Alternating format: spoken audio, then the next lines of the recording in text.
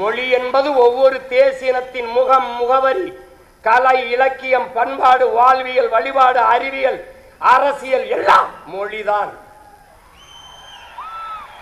என் முகம் சிதைந்து இறந்தால் என் பிணத்தை உன்னால் அடையாளம் காட்ட முடியாது.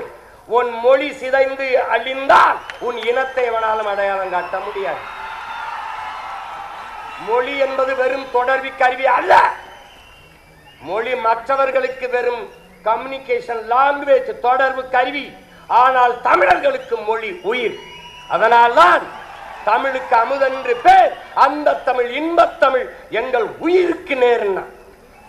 உலகத்தில் எத்தனை மொழி, இந்தியாவில் எத்தனை மொழிவழி தேசிய இனங்கள், நிலங்கள், எந்த மொழியிலேயாவது கன்னட குமரன் எவனாவது தன் மொழியை, தாய்மொழியை தன் பெயரோட வச்ச ஒரு மாநிலம் சொல்றா, ஒரு மொழி சொல்றா. பிரெஞ்சுக்காரன் தன் மொழி பேர், தன் பிரெஞ்ச தன் பேர்ல வச்சிருக்கானா? இங்கிலீஷ்காரன் வச்சிருக்கானா? இல்ல கன்னடர், தெலுங்கர், மலையாளி, துளுவர், உருது, இந்தி, மராட்டின் யாராவது? ஆனால் உலகத்திலே ஒரு இனம், ஒரே ஒரு இனம், தமிழ் குமரன், தமிழ் அரசன், தமிழ் அமுது, தமிழ் செல்வி, தமிழ் வேந்தன் என்று தன் தாய்மொழியை தன் பெயரோடு இணைத்துக் கொண்டு வாழ்கிற உலகில் ஒரே இனம் தமிழன் தான்.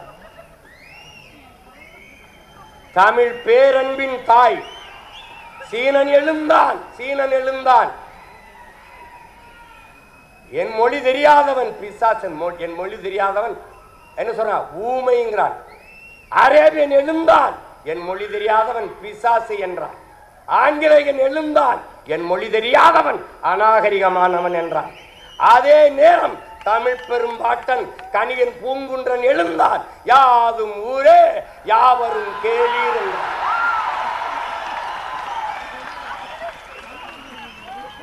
கம்பன், கபிலன், இளங்கோ எல்லோரும் நம் முன்னவர்கள் உலகு உலகு உலகு என்றுதான் உலகம் தழுவி நேசித்து பாடியிருக்கிறார்.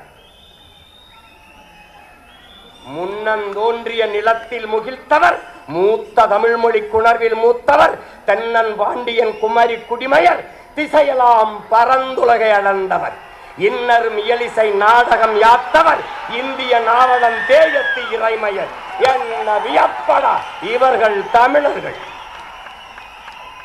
வான்முகில் மலையிடை வாழ்க்கை தொடங்கியவர், வளர்ந்தரு குறிஞ்சியில் காதலை உணர்ந்தவர், தேனுமில் முல்லை மருதம் நெய்தலை தீர ஆய்ந்து நல் இல்லறம் வகுத்தவர், காந்தரு பொருளையும் கலனியும் கண்டவர், கடலின் பரப்பையும் கடந்தையில் சென்றவர். ஏன் தம்பி தெரியுமா இவர்கள் தமிழர்கள்?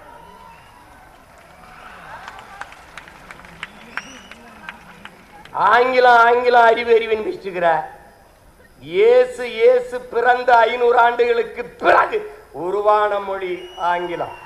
இயேசு பிறப்பதற்கு 500 ஆண்டுகளுக்கு முன்பே தமிழின் தொன்மை இலக்கண நூல் தொல்காப்பியம் இருக்குது, உருவாகல இருக்குது.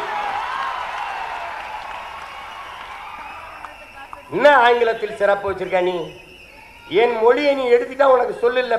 500க்கு மேற்பட்ட கலை சொற்கள், உயிர் சொற்களை நான் போட்டது உனக்கு உடன். என்னுடைய உடன் ஒரு எஸ் போட்டு சடன். என்னுடைய பேச்சு ஒரு எஸ் சேர்த்து ஸ்பீச். என்னுடைய பஞ்சு ஒரு எஸ் போட்டு ஸ்பாஞ்சு. என்னுடைய கொல் ஒரு இக்கில். என்னுடைய கட்டுமரம் உன்னுடைய கட்டுமரம். என்னுடைய நாவாய் உன்னுடைய நேவி. என்னுடைய கலாச்சாரம் உன்னுடைய கல்ச்சர். உனக்குன்னு என்ன இருக்குது? நான் போட்ட பிச்சையில் ஒரு உருவாக்கிட்டு நான் தான் பெரிய இன்டெலிஜென்ட்.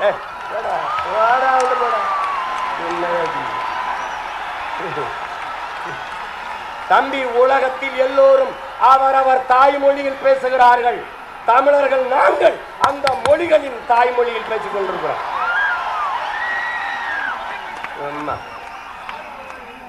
இந்த நாட்டின் பிரதமர் மாண்புமிக்க ஐயா நேரு அவர்கள், ஐயா பிரதமர் மோடி அவர்கள் உலகம் பூரா செல்றாங்க. என்ன சொல்றாங்க? உலகம் பூரா உலகில் முதல் மொழி தமிழ் எங்கள் இந்தியாவில் இருப்பது பெருமை. இந்திய மொழிகளின் தொன்மையை தமிழில் இருந்து அறியலாம். உலகில் பல்வேறு நாடுகளில் மக்கள் தமிழை கற்றுக்கொள்ள பேரார்வம் கொண்டு வருகிறார்கள். நான் சொல்லல, நாட்டின் பிரதமர். நீ இங்க பாரு, நீ ஒண்ணு தெரிஞ்சுக்க, பெத்த தாயை பட்டினி போட்டுட்டு எத்தனை ஆயிரம் அன்னதானம் செஞ்சாலும் உனக்கு பலன் இல்லை. தாய்மொழி தெரியாமல் நீ எவ்வளவு பெரிய எவ்வளவு மொழிகளை கற்றாலும் நீ அறிவு கட்டவன். பெத்த தாய் யாருன்னு தெரியாம நீ எப்படி எப்படி நீ இருப்ப? உன்னை என்னன்னு சொல்றது? நீ மனநிலை பிறண்டு போனவன், நீ நினைவற்றவன். ஒண்ணுதான் உன் தம்பி தங்கைகளே, ஒண்ணுதான் நீங்க நல்லா நினைச்சுக்கணும். இந்த அரங்கத்திற்கு எத்தனை சாளரங்கள் சன்னல்கள் அத்தனைகளாக உலக மொழிகளை நாம் வைத்துக் கொள்ளுவோம். ஆனால் நுழைவாசலாக இருக்கிற தலைவாசலாக நம்முடைய தாய்மொழி தமிழை நாம் வைத்துக் கொள்வோம்.